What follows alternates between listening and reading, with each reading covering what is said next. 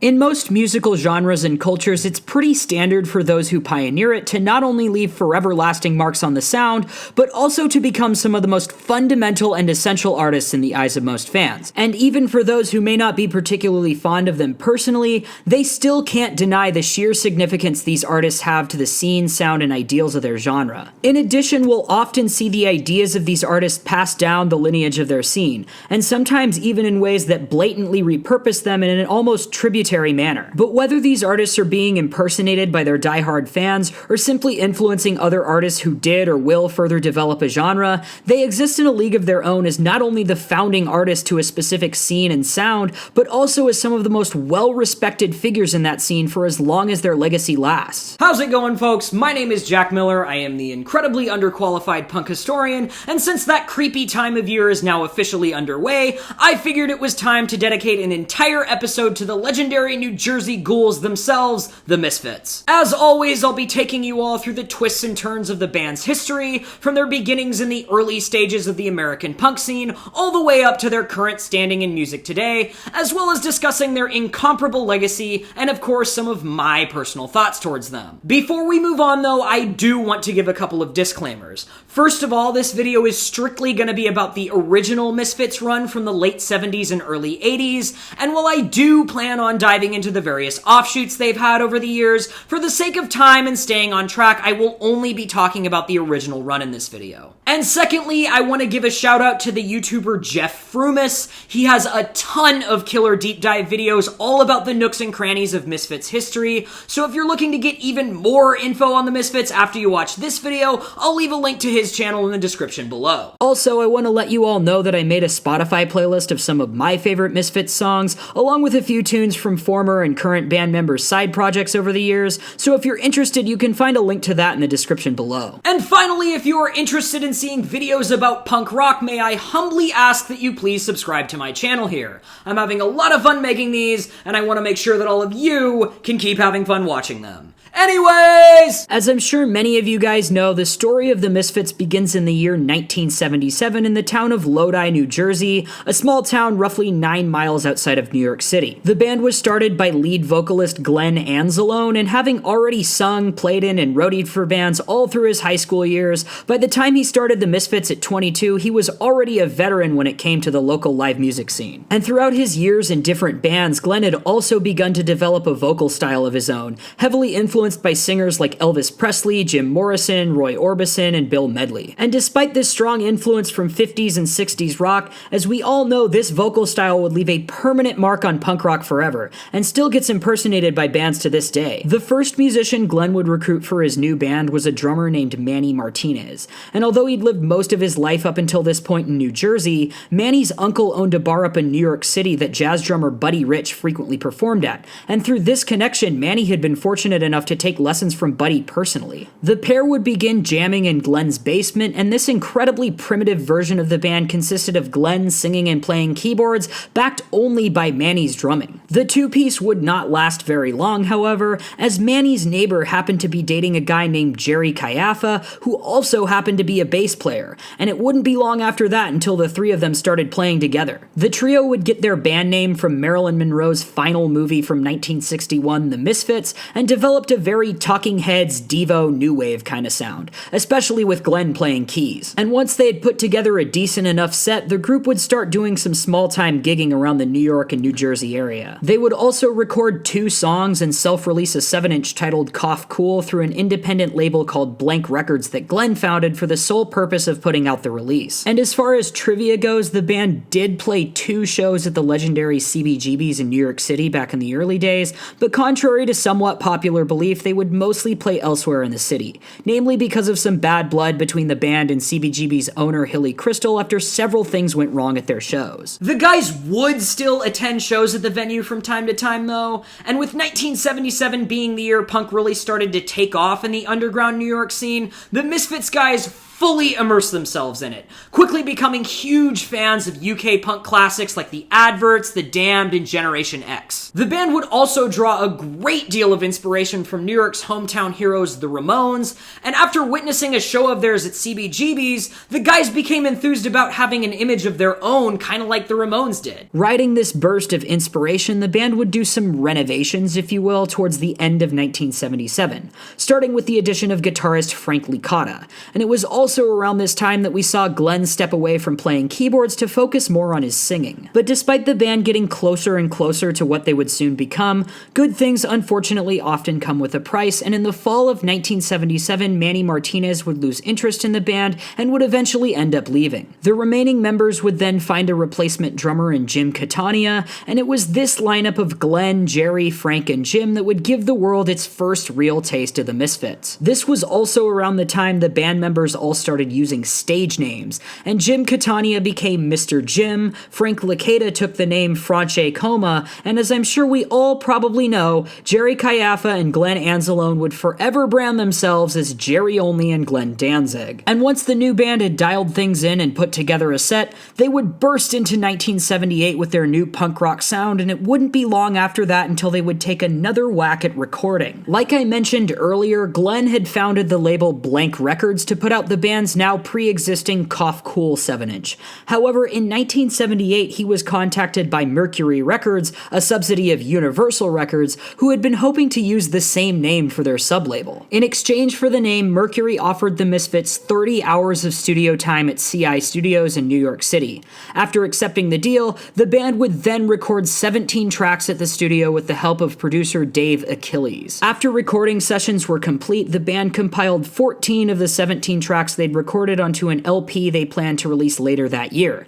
But after several unsuccessful attempts to find a suitable label willing to release it, they wound up going the DIY route again and founded a new label called Plan 9 Records. And instead of releasing the full LP, the band opted for a 4-song 7-inch that they gave the name Bullet, and that made its debut in June of 1978. The EP featured a picture of JFK getting shot in the back of the head on its cover, and included the now iconic Misfits tracks Hollywood Babylon, We Are 138, Attitude, and of course the title track Bullet. The lost LP would, however, eventually get released under its original title Static Age, but this wouldn't happen until much later in February of 1996. Having had a good amount of time to get to know each other through rehearsing, playing shows, and recording, the guys in the Misfits found that they all had a shared interest in horror movies and comics, and it wouldn't be long after that until horror started having a major influence on their music and stage presence. One of the most noteworthy of these influences were the famous Monsters magazines from the 60s and 70s that featured pictures of all kinds of creepy characters drawn in elaborate detail,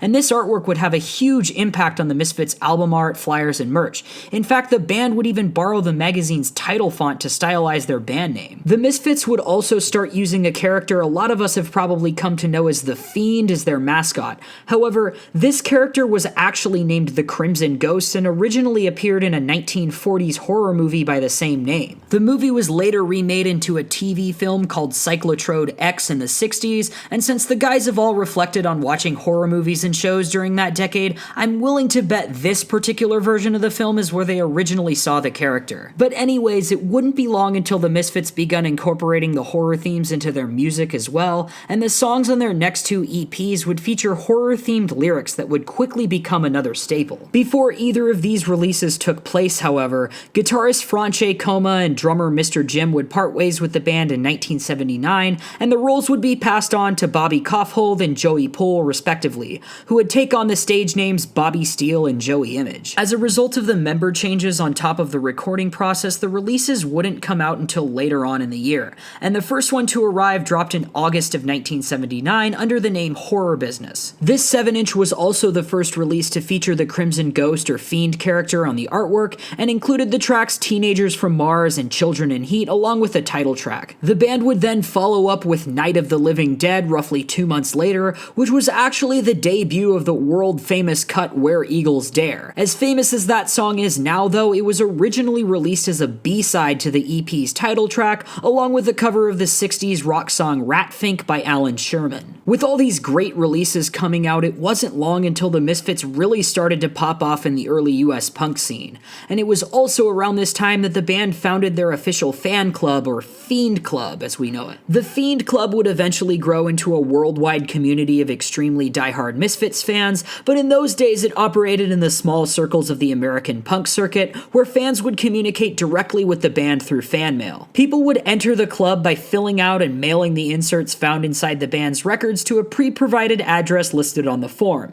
and then Glenn and Jerry would personally send out tons of free stickers and pins to club members, along with order forms for t-shirts, records, and other merchandise in the mail. This was when Jerry and Glenn were getting really into silkscreening, and along with printing shirts for the band, they also started printing all kinds of horror-themed t-shirts that they'd sell at various shops around New York City. And this is actually how the Misfits made a lot of their money in the early days, and probably how they funded a lot of their recordings too. Jeff Frumess actually has a really cool video all about the Fiend Club and the early Misfits merch, so if you want to learn more about that, you should definitely go check out his video. I'll leave a link to it in the description below. Like I was hinting at earlier, the new horror theme also inspired the Misfits to adopt a new image for their band, and they started regularly performing in all-black clothing and often wearing shirts or wristbands with skulls printed on them. Sometimes they were the homemade shirts with the Fiend logo, and other times they were just random skeleton-themed t-shirts the guys found at the store. As far as their look goes, though, there is nothing more iconic to the Misfits than the devil lock hairstyle that Jerry Only is still rocking to this day.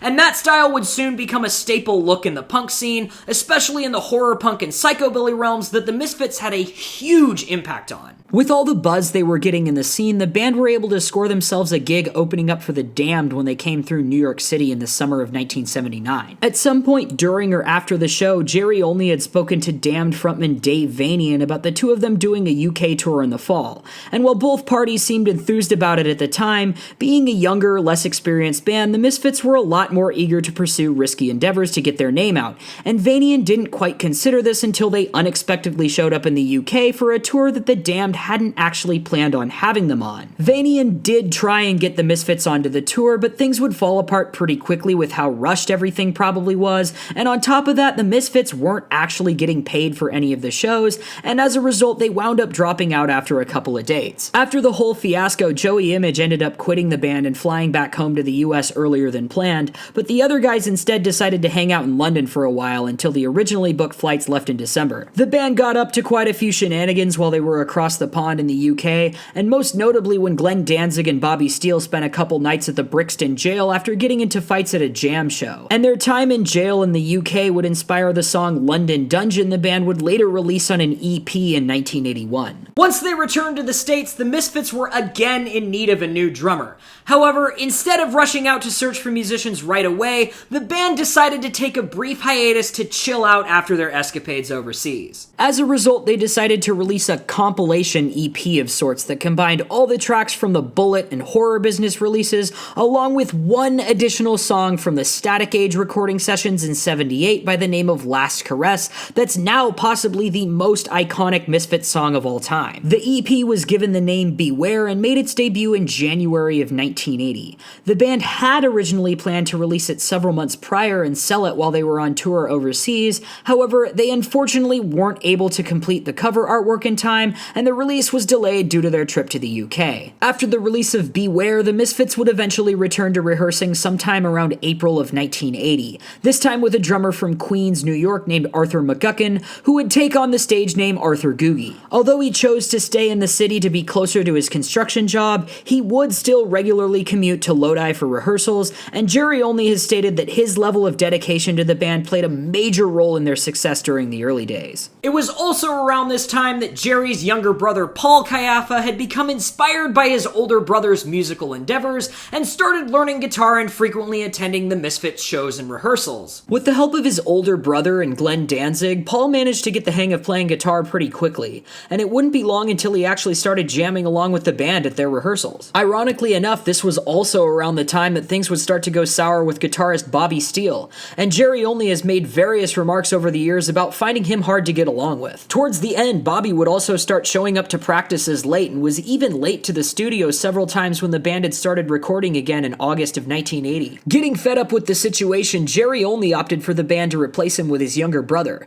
and following an incident where Bobby showed up late to a studio session and failed to finish recording the guitar parts after 2 hours of takes, Jerry, Glenn, and Arthur finally decided to boot him out of the band. They would then promptly take on Paul Kayaffa as their new guitarist, and somewhere during all of this he would also don the stage name Doyle von Frankenstein. The only track the band had been able to get guitars recorded for with Bobby was the previously mentioned London Dungeon, but once Doyle was officially on board, he would finish up the recording for the other 2 tracks, Horror Hotel and Ghouls Night Out, that the Misfits had written for their new EP. The EP would then make its debut in April of 1981 under the name 3 Hits from Hell, and the band would follow it up with numerous shows throughout the United States, including a few in California, one of which was actually played with the notoriously dangerous LA punk band Circle One. The band also played a number of shows with other noteworthy acts like the Necros and Black Flag, and the guys have shared numerous stories about these shows throughout the years, such as the time Black Flag opened for the Misfits and Necros in Lodi on Christmas, or the time Henry Rollins sang We Are 138 with them in San Francisco. They would also release 2 more songs in 1981 titled Halloween and Halloween 2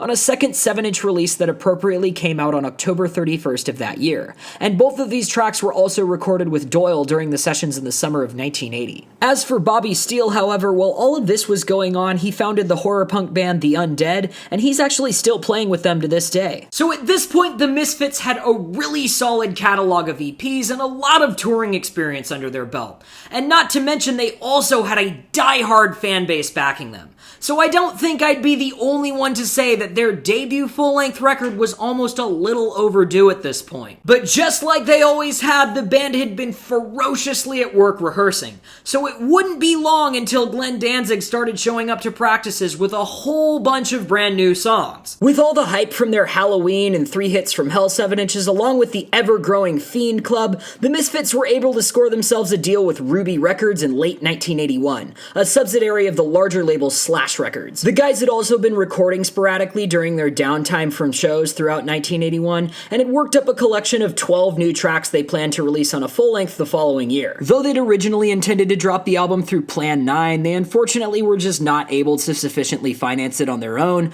but the record deal with Ruby came at the utmost perfect time, and the Misfits' debut full length was officially unleashed on the world in March of 1982 under the name Walk Among Us. Along with the 12 studio tracks, the album also included a live recording of a song called Mommy Can I Go Out and Kill Tonight, and it, along with the better half of the new album, quickly became staples in their live sets. The record is also chocked full of horror and sci-fi movie references in its music and cover art, and some of its most noteworthy Easter eggs include the flying saucers from the 1956 sci-fi flick Earth vs. the Flying Saucers, and the Rat-Bat Spider from 1959's Angry Red Planet, both appearing on the album artwork, and the fan-favorite track Astro Zombies actually takes its name from a 1968 movie of the same name. In fact, the album's title itself is even a reference of its own, and it was inspired by the 1956 horror movie The Creature Walks Among Us. But above everything else, from a purely musical standpoint, Walk Among Us upped the Misfits' game to a whole new level. Like I said before, they already had a lot of really strong material in their back catalog, and even if nobody really knew it at the time, looking back, it's not hard to see that they were destined for bigger and better things than a lot of their peers.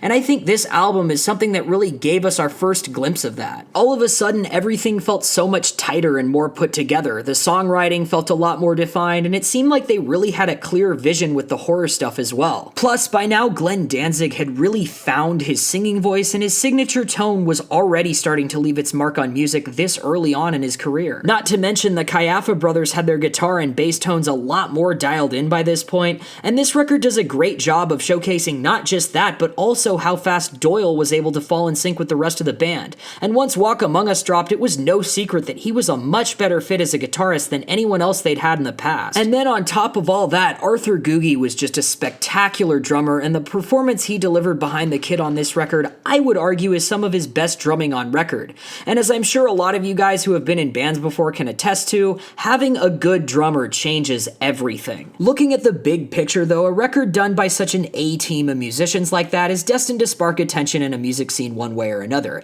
and especially when you also factor in what a brilliant songwriter Glenn Danzig was back in the day. And while these songs are all certainly simplistic in nature, when you have such a strong group of musicians playing together, it doesn't matter how simple or complicated the music is. Any song is going to stand out a lot more if it's performed by better players. And I think the fact that the Misfits had become such great musicians through their previous endeavors is a big part of the reason Walk Among Us stood the test of time the way it has. After the release of Walk Among Us, the Misfits would embark on a full US tour, kicking off in Washington, D.C. and ending in Los Angeles. But even though the tour would prove to be a success for the band's career, tensions would come to an all-time high between Glenn Danzig and Arthur Googie. The stress of touring had incited a lot of arguments between him and Glenn Danzig especially, and oddly enough, one of the most heated conflicts between them was actually over a trip to McDonald's when Arthur wanted another burger, but Glenn insisted he couldn't have one due to their tight budget. And as I'm sure a lot of us know, people tend to say some nasty shit when they're really hungry. I've heard that the final straw in his disagreements with the rest of the band, however, was regarding the Walk Among Us album art though,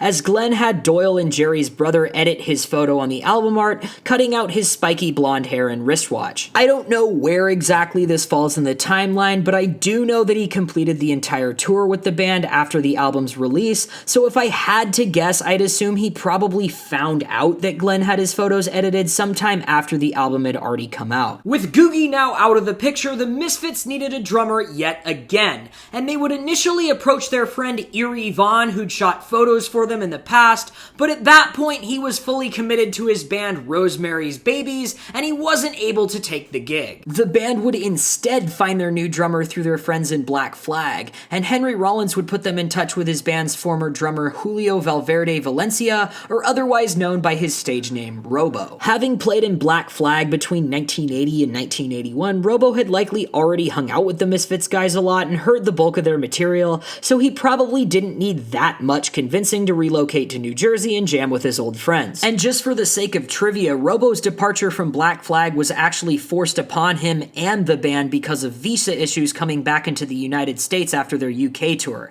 since he was actually an immigrant to the US from Colombia. He joined the Misfits pretty soon after returning to the States from his home country though, and once the band had gotten him up to speed through rigorous rehearsing, they shot back out on the road for another full US tour with the Necros in September and October of 1983. But before they went back out on tour and fans were still waiting for their return, the Misfits would compile a live EP of 7 tracks taken from 2 separate shows in 1981 and released it under the name Evil Live. The live EP made its debut in late December of 1982, and a special edition version was also available for a brief time exclusively through the Fiend Club. Anyways, the first tour with Robo would prove to be another success for the band, but it did come very close to going horribly wrong when they were arrested in New Orleans and charged with grave robbing after they attempted to find the grave of a famous voodoo practitioner named Marie Laveau. Luckily, Jerry and Doyle's brother had come along with them as a roadie though, and he was able to get away before the cops showed up and bailed them out of jail later that night. The band would continue on with their busy touring schedule into 1983, and they would also start sporadically recording new tracks again during their breaks from the road. These recording sessions would come and go from October of 1982 all the way until July of 1983. Likely due to excessive infighting between him and the other guys, Glenn Danzig was growing increasingly uninterested in the band and had already been working on getting a new project off the ground. However, he and the rest of the Misfits all agreed to do one final full-length release, and along with what they'd compiled from their previous recording sessions, they recorded 2 additional tracks by the names of Blood Feast and Death Comes Ripping to fill out the album into a full-length. The band would also embark on one final full US tour, along with a series of one-off shows and smaller US legs during the album's finalization process, but would eventually decide to call it quits after Robo left the band in August of 1983, canceling a few of their last shows. I'm not precisely sure why Robo left the band when he did, but I've heard it's because he and Glenn Danzig weren't seeing eye to eye, and this probably had a lot to do with Glenn's apathy towards the band in their later days. The Misfits would play their final show in Detroit, Michigan with their friends in the Necros on October 29th, 1983, and they would recruit Verbal Abuse drummer Brian Damage to fill in for Robo, but he actually wound up up getting too fucked up to play, and the other 3 members of the band more or less threw him off stage, if you know what I mean. Being more than familiar with the Misfits' music, however, Todd Swalla from the Necros was able to fill the role for their final show, so at least we can say the band's last performance had some sort of happy ending, bumps and bruises aside. The final album would arrive roughly 2 months later in December of 1983, and its 2 sides were given the names Earth AD and Wolf's Blood. This record saw the Misfits branch off into new territory, showcasing a much faster, rawer sound akin to a lot of the hardcore punk stuff that was really starting to take off in the scene around the time it came out. And to be completely honest, none of the band members have ever really released anything quite like it ever since. Glenn, Jerry, and Doyle would then pursue other endeavors after their original run as the Misfits officially ended, the first of which was Glenn's band Samhain, who released their debut album the following year in 1984. But that and the many other Misfit offshoots are very much topics for videos of their own. The Misfits would release one more EP titled Die Die My Darling in May of 1984, 7 months after they officially split up. The EP, of course, included the now famous title track along with another song called We Bite, and a proper studio recording of the Mommy Can I Go Out and Kill Tonight track that appeared on Walk Among Us as a live recording. In typical Misfits fashion, the tracks had been recorded during separate studio sessions, and the title track was actually done in August of 1981 and features Arthur Googie on drums. The other 2 songs were recorded roughly 2 years later during the early sessions for Earth AD and feature Robo instead. The EP's title track takes its name from the British horror film Fanatic from 1965 that was released in the US under the name Die Die My Darling. The album's back cover also includes an art piece done by Brian Schroeder from the hardcore band Septic Death, who some of you guys probably also know as Pusshead. The tunes from this 7-inch would later be included on the cassette and CD versions of the Earth AD album, so if you're wondering why I didn't mention them when I was talking about that record, it's because they weren't originally on it. Glenn Danzig would also compile and release a few Misfits compilations over the next few years following the breakup,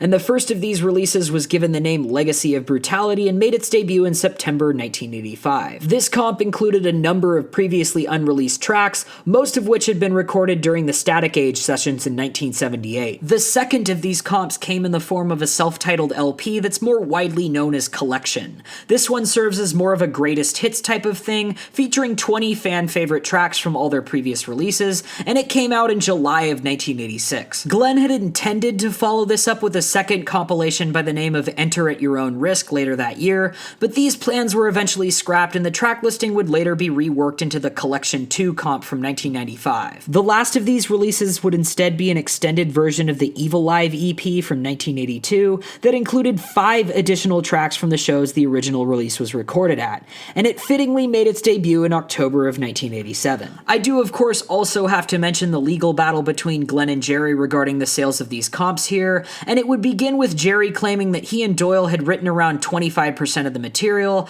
but this was later proven to not be true, and that Glenn did in fact compose 100% of the original Misfits catalog on his own. The pair had another dispute after that regarding the artwork and imagery, and oddly enough this included the Crimson Ghost skull as well, which really wasn't even theirs to begin with. But the two parties would eventually make a compromise allowing Jerry and Doyle to continue on with the Misfits band name, and that they would share merchandising rights with Glenn. This would actually be settled outside of the court, and given that Glenn and the Caiafa brothers have been performing as the Misfits again since 2016, I'm willing to bet they probably walked away from the discussion without any bad blood. The next chapter in the Misfits story wouldn't come until their reunion in the mid-90s, but that's a subject I won't be diving into in this video. One, because like I said in the beginning, I want to keep things focused on the original Misfits, and two, Michael Graves, who fronted the band from 1995 to 2000, is very publicly associated with the Proud Boys, and I don't want to endorse him or his music on my channel. So instead, I think it's more important to turn our attention to the overwhelmingly massive legacy the original Misfits have garnered over the years,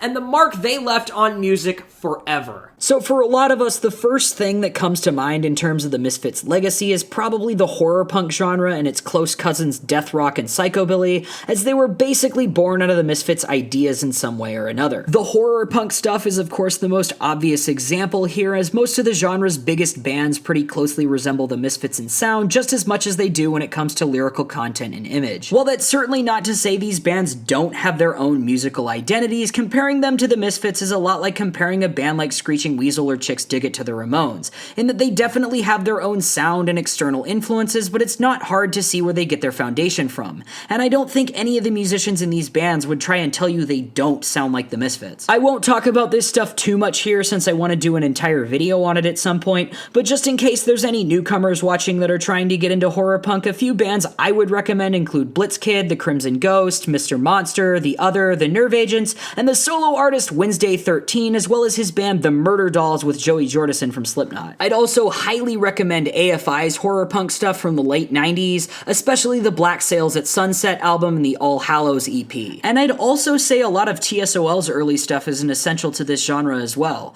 although I wouldn't code them strictly as a horror punk band. But at the very least, the Dance With Me album from 1981 is definitely a must-listen for anyone trying to get into horror punk. Like I said, horror punk's sister genres, death rock and psychobilly, are also prime examples of Misfits' influence, and while this stuff is maybe a couple more steps removed from the Misfits in terms of sound, it's still not hard to see the impact they had on it, and I for one think we have Glenn and Jerry to thank for those genres as well. And then once you factor in the image and personalities those genres have, the Misfits' influence becomes all that more apparent, and just like horror punk, you'd be hard-pressed to find any musicians in psychobilly or death rock bands that aren't die-hard Misfits fans. Much like horror punk, I'd like to do proper rundown videos on these genres as well, but again, if anyone's watching who's just getting into this stuff, a few recommendations I can give you would be the Cramps, the Horror Pops, Tiger Army, the Meteors, and the Coffin Cats in the case of psychobilly, and the Reverend Horton Heat is also an important band to add to the psychobilly essentials list,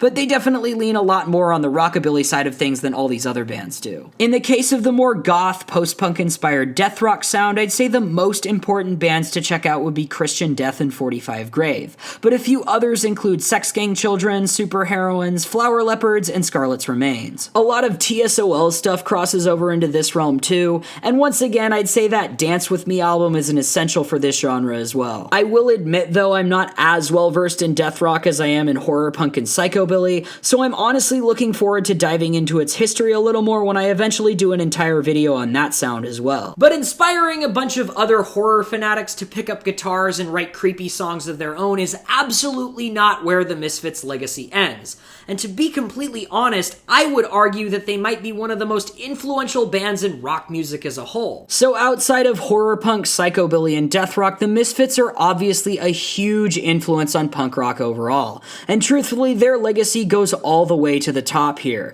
with bands like Green Day, The Offspring, and NoFX citing them as a huge influence on their music. And it definitely doesn't stop with them. You'd be pretty hard-pressed to find a punk fan that's never at least given the original Misfits stuff a solid try. And if we're really being honest here, they're 110% an essential to punk rock. And even with as overplayed as some of their songs might be to some of us, I'd say it's still pretty rare that you'll find an honest-to-God Misfits hater in the punk scene. And on top of that, as I'm sure a lot of you guys also probably know, they were a huge influence on heavy metal too. A lot of their songs have been covered by big names like Metallica, Slayer, and White Zombie, and I have to say, I for one think you can hear a little bit of Danzig in most of the early thrash metal stuff if you listen for it. And just like with punk, it's not just the tip of the iceberg they left a mark on here, it's the entire genre as a whole, and you'll still see tons of heshers with patch-covered battle vests repping Misfits patches and shirts. Kinda like Motorhead is famously the metal band all the punk rockers love, I don't think I'd be the only one to say that the Misfits are the punk band all the metalheads love. The Misfits are also a fundamental influence to a lot of the darker emo stuff from the early and mid-2000s,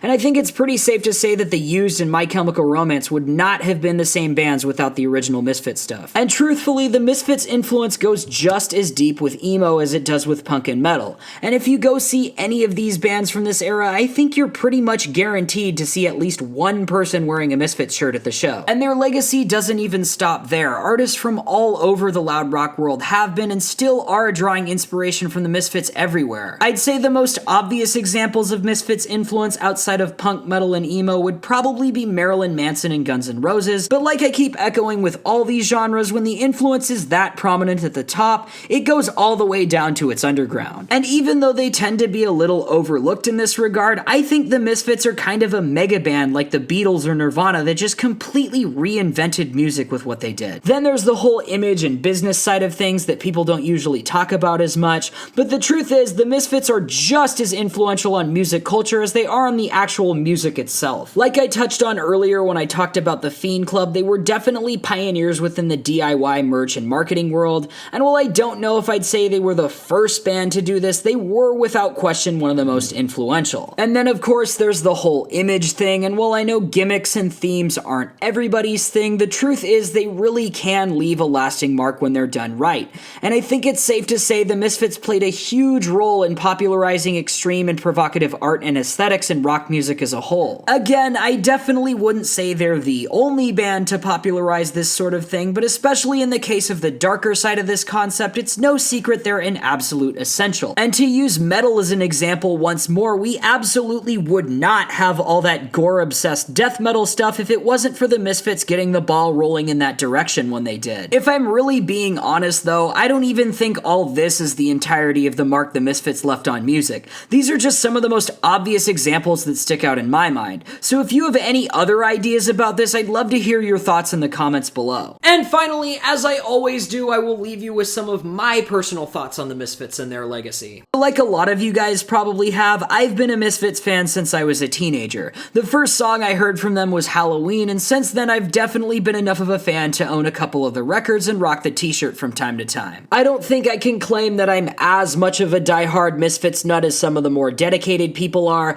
but especially since they're a band I listened to a lot during my teen years, they definitely will always have a place in my music collection. They honestly might have had an even bigger impact on me as a horror fan than as a musician though, since it was really the Misfits and a few other horror punk bands that I was into growing up that got me into watching scary movies in the first place. Lately they've actually started showing up in my rotation a lot more than usual though, and I have to say these days horror punk overall seems to be becoming one of my favorite subgenres. Also, as I'm sure a lot of us do, I've always had some kind of idea of how massively influential the Misfits are on music, but researching for this video really put things in perspective for me. And I gotta say, now especially, I would say the original Misfits are probably in the top 5 most quintessential punk rock bands of all time. And I think that about sums up our little crash course here on the Misfits. I honestly had a blast revisiting their catalog and researching this video, and I hope you guys enjoyed this as kind of a Halloween special of sorts. But that's enough for me. I want to hear what you guys have to say. What's your favorite Misfits album? Do you think they're as influential on music as I do, or would you say otherwise?